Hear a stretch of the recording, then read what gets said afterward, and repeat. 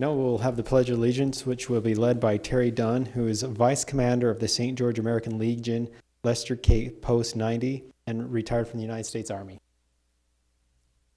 Rise and face the flag of our nation. Place your right hand over your heart and follow me in the Pledge of Allegiance to our flag and to our republic.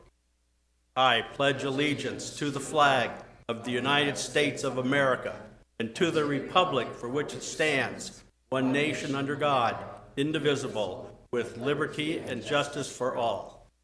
Thank you. You may be seated. Thank you for coming in this evening. Thank you. Thank you. The first item is the consent agenda. The consent agenda is a means of expediting routine matters which come before the commission for approval. Consent portion of the agenda is approved by one non-debatable motion. If any commissioner wishes to remove an item from the consent portion of the agenda, that item becomes the first order of business on the regular agenda. Mr. Chairman, I'd like to make a motion that we approve the consent agenda. Item A, auditor approved claims for payments from December 20th, 2017 through January 2nd, 2018. Approval of regular commission meeting minutes of December 5th, 2017. Approval of administrative adjustments to real property. Approval of administrative adjustments to personal property. Approval of applications for property tax abatement. An acknowledgement of the publishing of notice of adoption of ordinance 2017-1112-0 on Saturday, December 30th, 2017. I'd second that motion. We have a motion and a second. All in favor, say aye. Aye. Aye. Any opposed? Okay, now we'll go to our regular agenda items for consideration. The first item is consideration of purchase request as outlined by the clerk auditor's office. Sorry. That's your wife messing with you the first day of chair meeting. Actually, it was my wife. Okay, the first purchase requisition is for a sponsorship for the Huntsman World Senior Games, and that is in the amount of $20,000. And the second one is for emergency services for some radios, and that comes in the amount of $24,470. That is for the 5-county emergency response team, I can see. And that would be funded by grant. Yes, it is grant funded, yes. Okay. I'd make a motion in support of both purchase requisitions as presented by. I'll second that motion. We have a motion and a second. All in favor, say aye. Aye. Aye. Motion passes. I would also like to note, just for the record, today Ray came to me, and apparently our server at the sheriff's office went down. Just want to give us a quick update on that. Yeah. Explain. The server at the sheriff's office went down, and so they are in a hurry to get something else new in its position. And there will be a purchase order on the next commission meeting to ratify that purchase. And I don't remember the exact amount. I don't have it with me, but it was 21,000 something on that. Since it was kind of an emergency item, I went ahead and approved, but I wanted to let you two know about it. I did visit with the sheriff, and I don't know any of the detail of it, but I know that this is their mail server. And Google actually does corporate mail accounts where you keep the same domain names and everything. I hope he'd get a price on that and check and see if the security and everything would be such, just so that we could have a choice to look at. But I, again, will be deferential to the sheriff and the needs of his department. Thank you. Item number 2 is consideration of ratification of abatement summary for 2017, presented by our fearless clerk auditor, Kim Hafen.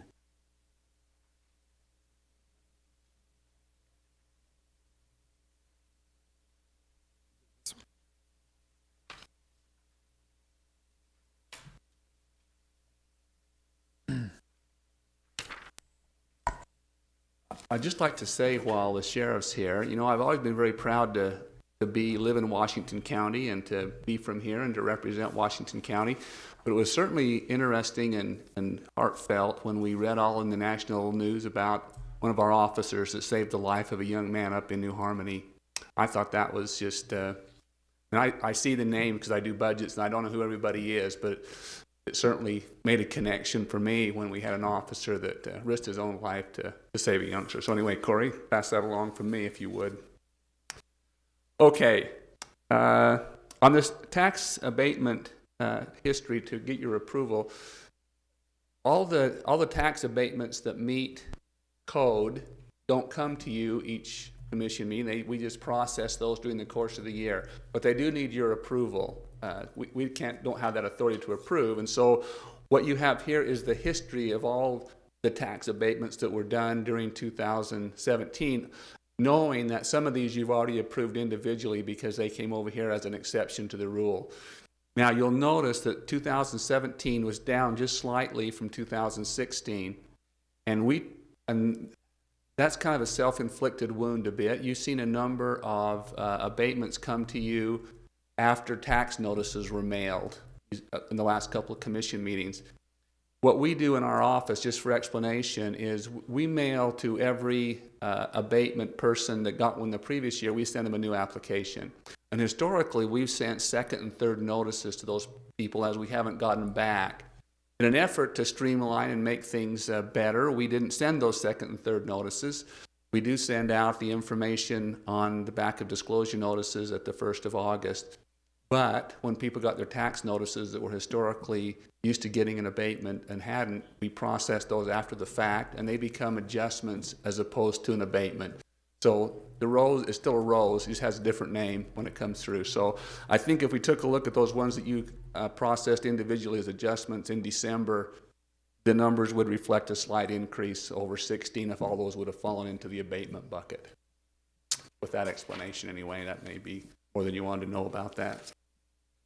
Okay, well, thank you, Kim, and thank you for the outstanding job that you do. And I also noticed, this is on a side note, you sent over your history of collections on the past due property tax agreements that you've worked out, and I was really impressed by the success ratio that I've seen on your efforts there. Yeah, so that's the taxpayers' efforts. I'm just kind of a collector of the information, but they're being pretty diligent about that. Well, thank you. Excellent, thank you.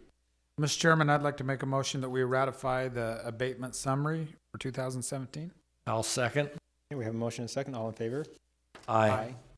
Motion passes. Ratification passes. Item number 3 is consideration of dissolution or reformation of the Rockville-Springdale Fire Special Service District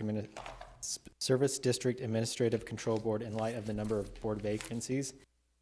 So I was the individual that asked for this to be put on. I had heard that there had been several resignations. Due to the time limit with the holidays, I would have liked to reach out. So I had him put it on the agenda as kind of just so we could discuss it. I know we had several emails back and forth, which was very helpful. And We've got both mayors. we have both mayors. I'm elated to see that. Which is always good. So I'd like to bring it up. Lucy, the current or former chairman, sent a very good email outlining the positions and stuff like that. And so I'd like to start that discussion. Mr. Chairman, I think it's absolutely essential that we keep a viable district running up there without any lapses. And also, I'm thankful that we have both mayors here, because I'd like to remind both mayors that each city places one member on the board. Now, what you technically do is, as I've reviewed the county ordinance, is you make a nomination to the commission. And so as quickly as you can, if you would send your nomination to us, we will deal with it on our next commission meeting. But in order that we could keep a viable district up there, I would move, and I've had a chance to visit with Jeff Carlson, and I would move to put his name before the commission as a board member that would, he has served on the board and filled a partial vacancy from prior elected position.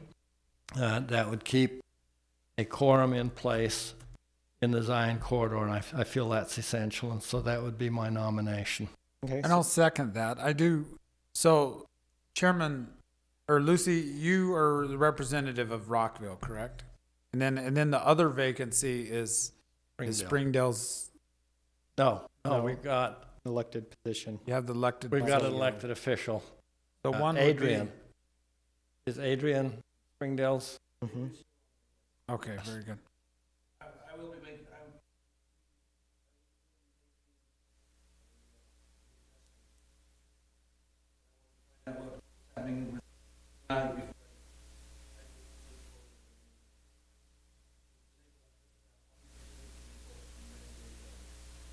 Okay. Very good. This will allow him to continue. Continue. So right now we'll have essentially. So, Eric, do you have a question? Sure. Yeah, thanks for reading my face. I just, I'm thinking about a term. So the term for Jeff, would you do that for 2 years so that, because it's an elected position, so the next election cycle it would come up, or would that mess up our staggering of terms? And that was, I think it should be for the 2-year term. That was an open position that I don't think anybody ran for. So it would be a term of 2 years, would be my understanding. So So the motion would reflect that. if we put Jeff on there, we'll still have Chuck and Adrian. Is that so? If we do that, then they would have a functioning board today. So I guess we did have a motion and a second. Uh-huh. So I should call the vote. So the vote is to put Jeff Carlson on the board, correct? Correct. All in favor, say aye. Aye. Aye. Okay, motion passes. So Jeff, condolences are correct. Congratulations, whichever one you appreciate on that. And so seeing that there's now a functioning board, I don't think we need any more action on this item. Yeah, we Yeah. will. We will advertise that. This is, in the way I see this, is an emergency situation. I think it's imperative that we keep a quorum. And so anyway, we will go ahead and direct an advertisement to be placed for the other open position, and Sounds good. we'll deal with it that way. We could always appoint Mayor Smith onto the board.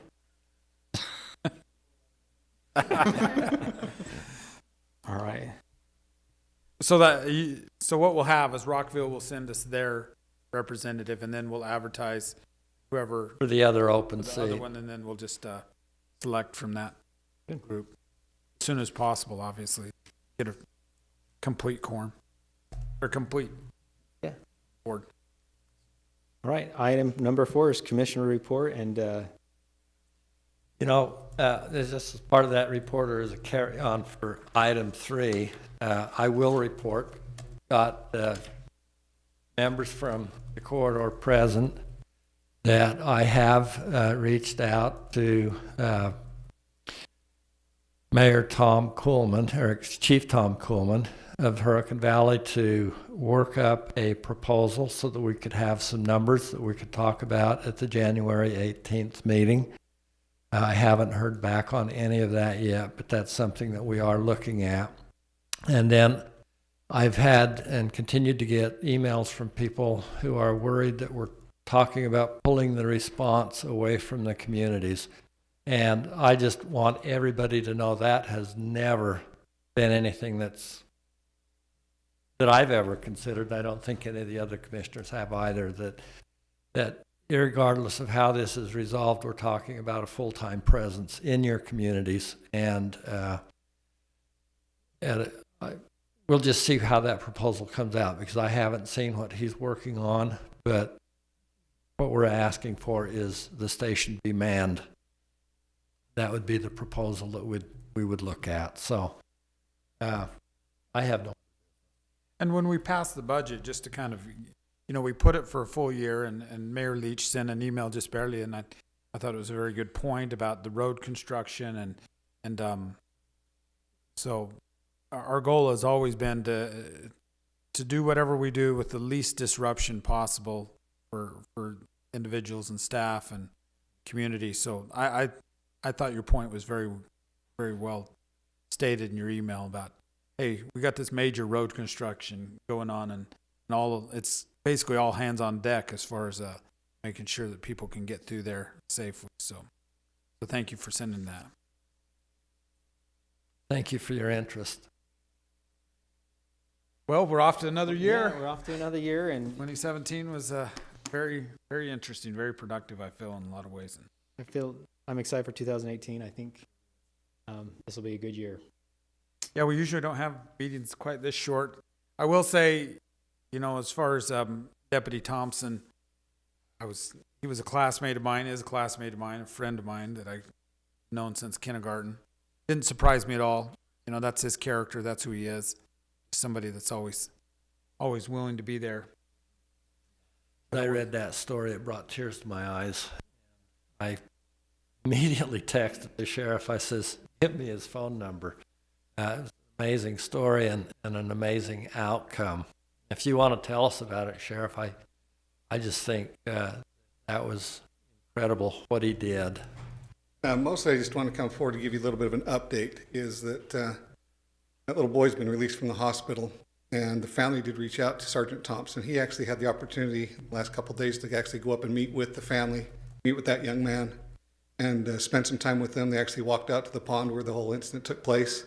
And at this point, he's full recovery. It's just completely amazing. We're all glad to be able to know Aaron personally and call him a friend, but I'm pretty proud to be his boss too, because he wants to divert the attention and everything to everybody, but bottom line is that he is truly a hero, that he really put himself at risk. And there's a lot of the different portions of the story that haven't all come in. I mean, they showed the pictures of the lacerations and stuff on his arms and hands and stuff, and he received stitches and stuff. The part they didn't show is that his entire upper torso, where he was jumping and landing on the ice to break, but he also had that same type of bruising, cuts and stuff across the upper torso. And good news today, he received his medical release, so he's chomping at the bit to get back to full duty as of today. Thank you. Thank you. Thanks. Right, seeing no other item on the agenda, we are adjourned. Thanks.